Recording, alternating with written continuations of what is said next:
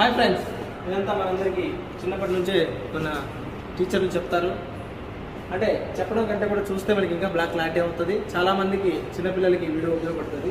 చూడండి ఒకసారి, మనకి చేదు తిన్నప్పుడు నాలుకలో ఒక భాగంలో మాత్రమే ఆ చేదు తెలుస్తుంది. ఎక్కడంటే ఇప్పుడు చూడండి, ఇక్కడ నేను ప్రెస్ చేస్తాను, అక్కడ లైట్ వస్తుంది, అదంతా నాలుక. చూసారా, కనిపిస్తుందా మీకు?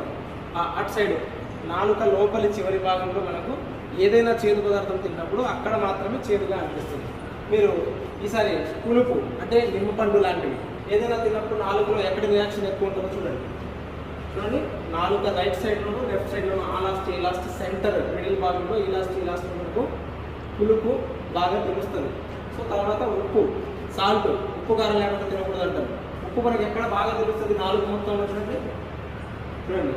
నాలుక మొదటి భాగం నుంచి కొంచెం పైకి, అంటే సెకండ్ రెండో భాగం పైన కొంచెం మనకి ఉప్పు ఎక్కడ అనేది తెలుస్తుంది. తర్వాత లాస్ట్ స్వీట్, తీపి మన అందరికీ చాలా ఇష్టం. మనకు నాలుకలో తీపి ఎక్కువ ఎక్కడ బాగా తెలుస్తుంది, టేస్ట్ ఎక్కడ మనకి సెన్స్ అవుతుందో చూడండి. నాలుక మొదటి ఇక్కడ స్టార్టింగ్లో మనకు నాలుక తీపిని బాగా తెలుస్తుంది అనమాట. సో ఇది ఈరోజు మన నాలుక గురించి రివ్యూ.